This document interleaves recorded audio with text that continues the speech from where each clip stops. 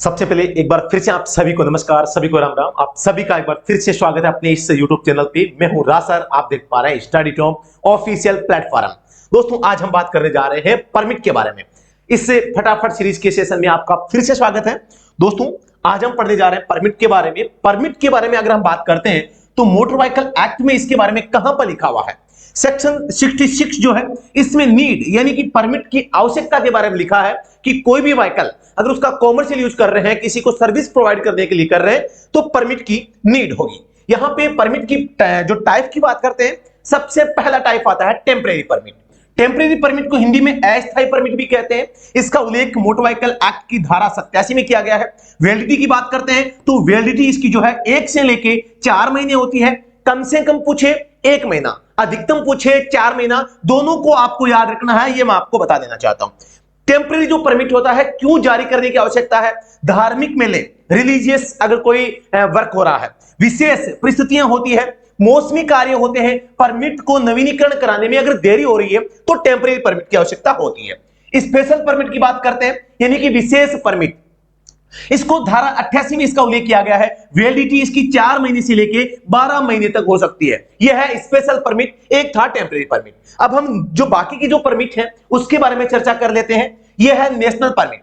National permit जो होता है वो 4 स्टेट के लिए दिया जाता है, यानी कि 4 स्टेट होंगे, वो उनमें जो इंक्लूडिंग होम स्टेट, जो होम स्टेट है वो इसमें इंक्लूड साथ में किया जाता है। मल्टी एक्सल जो व्हीकल होते हैं, यानी कि मैं बात कर रहा हूं यहां पे जो गुड्स व्हीकल हैं, बड़े ट्रक होते हैं उनके लिए, तो उनके लिए अगर आप नेशनल परमिट ले रहे हैं तो उनकी जो एज होगी वो कितनी होगी? एज अप टू 15 ईयर, यानी 15 साल होगा तब तक आप नेशनल परमिट है वो जारी करवा सकते हैं। लेकिन जो 2 एक्सल व्हीकल होगा उनके लिए जो परमिट होगा वो कितने समय के लिए जारी होगा? वो 12 साल का जो व्हीकल होगा तब तक आप नेशनल परमिट ले सकते हैं। यानी कि व्हीकल की एज 2 एक्सल व्हीकल है तो 12 साल हो सकती है, और मल्टी एक्सल यानी 2 से अधिक एक्सल होगी तो 15 साल पुराना होने तक के आप नेशनल परमिट जारी करवा सकते हैं। बात करते हैं टूरिस्ट परमिट के बारे में। टूरिस्ट जो परमिट होता है वो इसमें एक प्रकार होता है AITP, यानी कि ऑल इंडिया टूरिस्ट परमिट, पूरे भारत के लिए ये जारी किया जाता है। एक होता है आपका जो केवल टूरिस्ट परमिट। तो टूरिस्ट परमिट जो होता है वो यहां पर दोस्तों मोटर कैब के लिए और अदर देन मोटर कैब यहां पे अलग अलग होता है।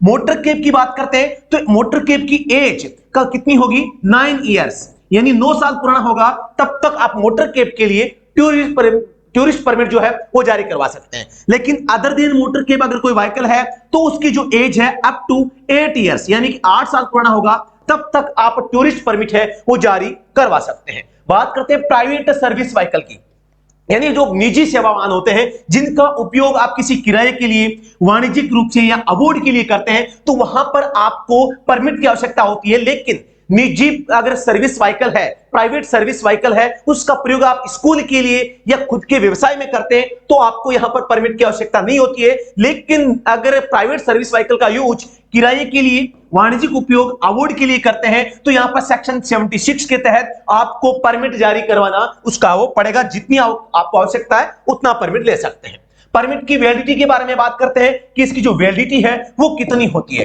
तो वैलिडिटी में टेम्परेरी जो परमिट होता है 1 से लेकर 4 मंथ तक इसकी वैलिडिटी होती है। कितनी होती है? 1 से 4 महीने। स्पेशल जो परमिट होता है 4 से लेकर 12 मंथ तक इसकी जो वैलिडिटी है वो होती है। स्टेज कैरिज यानी कि जो रोडवेज बसें होती है, किराए वाली बसें हैं, इनकी लगभग 2 साल के लिए इनको जारी किया जाता है। यहां पर नेशनल परमिट, नेशनल परमिट में मल्टी एक्सल व्हीकल है तो 15 साल व्हीकल की एज होगी तब तक जारी होगा।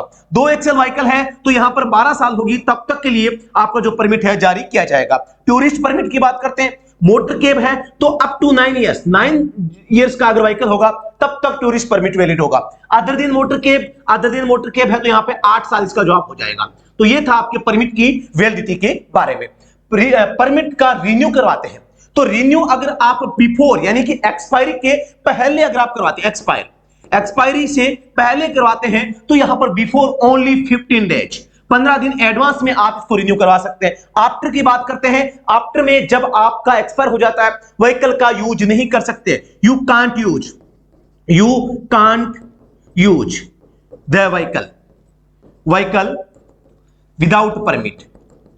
Without permit. अब आप जब भी इसको रिन्यू करवाएंगे उसी दिन से आप व्हीकल का यूज करेंगे, कोई दिक्कत नहीं, कभी भी करवा सकते हैं। ट्रांसफर ऑफ परमिट की बात करते हैं तो इसमें व्हीकल सेल करते हैं तो आप इसको ट्रांसफर परमिट को करवा सकते हैं। यहां पे है डेथ ऑफ ऑनर, यानी कि मालिक की मृत्यु हो जाती है तो यहां पर आपको 30 दिनों के भीतर भीतर आरटीओ को इसकी इंफॉर्मेशन देनी होती है और आप आरटीओ को इंफॉर्मेशन देके किसकी, ओनर की डेथ की, उसके बाद में उसका जो पुत्र पुत्री जो उस व्हीकल पे कब्जा करता है वो 90 डेज तक उस परमिट का यूज है वो कर सकता है। 90 डेज के बाद में अगर यूज करना है तो आपको परमिट का ट्रांसफर है वो यहां पे करवाना पड़ेगा। रिप्लेसमेंट ऑफ परमिट, यानी कि परमिट का जो रिप्लेसमेंट होता है, अगर आपने कोई व्हीकल खरीदा, परमिट 2 साल के लिए ले लिया, अब उसका रिप्लेसमेंट करवाना चाहते हैं तो आप ऐसे व्हीकल का जो 2 साल से पुराना नहीं है केवल उसका ही रिप्लेसमेंट कर सकते हैं। Only up to 2 years old vehicle है उसके साथ जो रिप्लेसमेंट है आप करवा सकते हैं, अदर देन आप रिप्लेसमेंट है वो नहीं करवा सकते। नॉट रिक्वायर्ड परमिट, परमिट की आवश्यकता किन वाहनों को नहीं होती है तो यहां पर देखो, सेंट्रल गवर्नमेंट की, स्टेट गवर्नमेंट की जो व्हीकल है उनको आवश्यकता नहीं होती, लोकल अथॉरिटी का कोई अगर व्हीकल है उसको आवश्यकता नहीं है, पुलिस की, फायर ब्रिगेड की, एम्बुलेंस की इनको आवश्यकता नहीं है, विकलांग पर्सन है उनको नहीं है, इमरजेंसी टास्क में कोई अगर व्हीकल लगा हुआ है उनको नहीं है, तो 3000 किलोग्राम केजी से लेस देन अगर ये उसका व्हीकल का वेट है उसको भी यहां पर आवश्यकता नहीं होती है। साथ ही दोस्तों जैसे कोई लाश है, लाश के साथ में जाने वाले, शोक मनाने वाले व्यक्ति हैं उनको भी इसकी आवश्यकता नहीं होती। इमरजेंसी में अगर कोई व्हीकल लगे हुए हैं, इमरजेंसी व्हीकल जो होते हैं उनको भी आवश्यकता नहीं होती। इमरजेंसी किसी टास्क में अगर कोई व्हीकल वर्क कर रहे हैं उनको भी परमिट की आवश्यकता यहां पर नहीं होती है। तो ये थी परमिट के बारे में एक शानदार सी फटाफट सीरीज की एक पार्ट था और ये क्लास आपको जरूर समझ में आया होगा। समझ में आया है तो वीडियो को लाइक और शेयर, एक छोटा सा वैल्यूएबल कमेंट आप कर सकते हैं। Thank you so much. Vande Mataram, जय हिंद, जय भारत।